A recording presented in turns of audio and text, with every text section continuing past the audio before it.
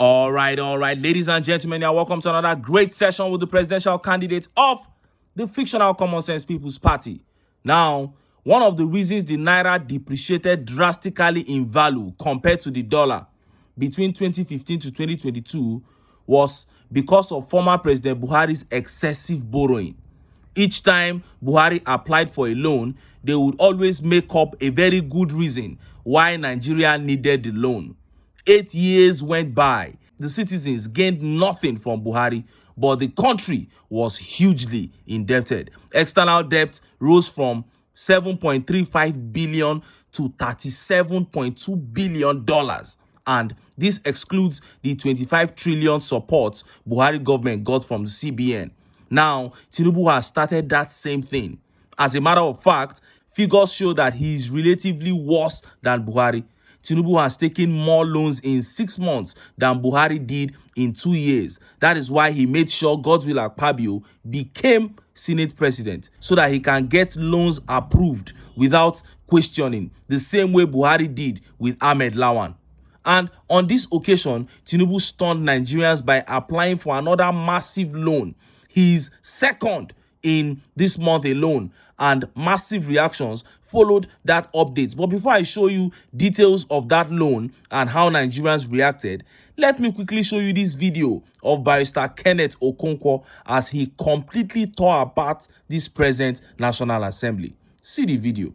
For instance, I am of the opinion that the opposition so far has failed and failed woefully in Nigeria. Since when has this failure started? Is it of recent? From May 29, 2023. And I'm talking about, of course, you know it has failed from 1999. I'm just talking about as in this regime. Good. Why am I saying so? A president in his inaugural speech committed an abuse of power, committed a desecration of rule of law. What do you mean by that? Fuel subsidy is gone. It has a policy pronouncement. No. It falls within the powers of the president. No. You may quarrel with the process, but he has the power to take executive decisions. The president has no power to appropriate any money to any issue in Nigeria. And once appropriated, he has no power to go against it. There is already a law, PIA, that said subsidy cannot go until the end of June. It is a law. The job of the president is to execute, to administer and implement the laws. So what should have been the reaction of the opposition? The opposition should have immediately screamed. This is not a dictatorship. You are not elected to impose your will. There is a law already existing. You cannot even mention it. But that thing didn't come up from the opposition. Not as much as... At all. They were busy struggling for posts in the National Assembly. Struggling. And then this same person came out and chose leaders for you. And none of them could scream. Today, the National Assembly is a photocopy of the executive. We used to say that Senator Lawan is a rubber stamp. But now we have a photocopy. What's the difference between the two? Rubber stamp is that I can stamp my authority on you. Photocopy is that you are me. Existing in another form.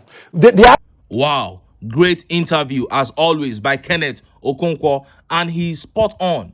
Senator Godswill Akpabio approves everything TINUBU sends to the Senate without even properly consulting with other senators. All these borrowings are going to have terrible consequences on the future of this country. The reason we make these videos is to do our best to let Nigerians know that their country, their future are being destroyed by the APC. If we choose to stand by and watch, so be it. Now, let us look at the details of that loan and how Nigerians reacted. Look at how the papers reported it. TINUBU seeks Senate approval to get fresh $8.6 billion 100 million euros loan. President Bola Tinubu has asked the Senate to approve a fresh loan of $8.6 billion and 100 million euros earmarked for the execution of vital projects in various sectors of the economy. Tinubu made this known in a request letter read at the start of the plenary on Tuesday by the president of the Senate, Godswill Akpabio.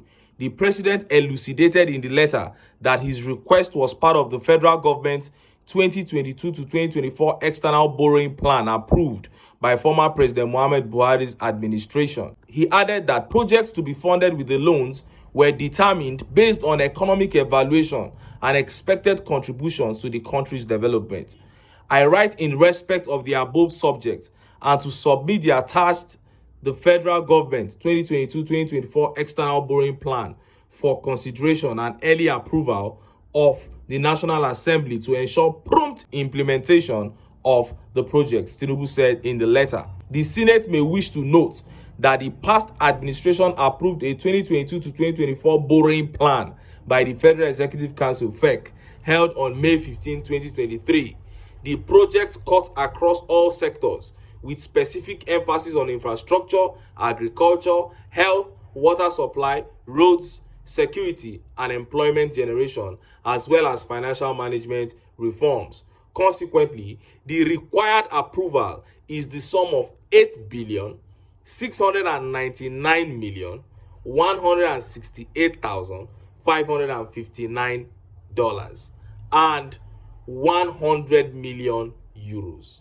I would like to underscore the fact that the projects and the programs in the borrowing plan were selected based on economic evaluations as well as the expected contribution to the social economic development of the country, including employment generation and skills acquisition. Now, this is the same template Buhari used.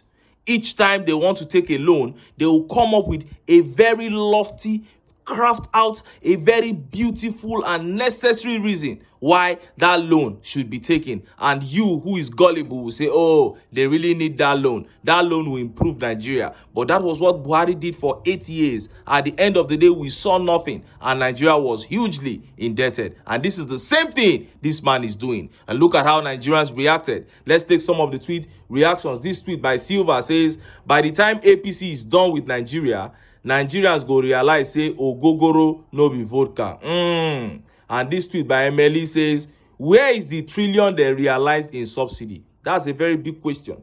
These guys keep telling us that they have saved several trillions from subsidy removal, but each time they need money for anything, they go and take a loan. Make it make sense to me. This tweet by Celestial says, wetin dey happen here? I thought you guys said no more borrowing. Why is he seeking approval now? Abi fuel subsidy money no reach again, my brother. If you ask me, who I go ask? Glory K here says, all this country where they borrow Naija money, hope say they know say Naija no get hope to pay back. And this tweet by HRM says, are they telling me there is no money in our treasury account? The APC government and politicians just want to finish this country without meaningful development and infrastructure.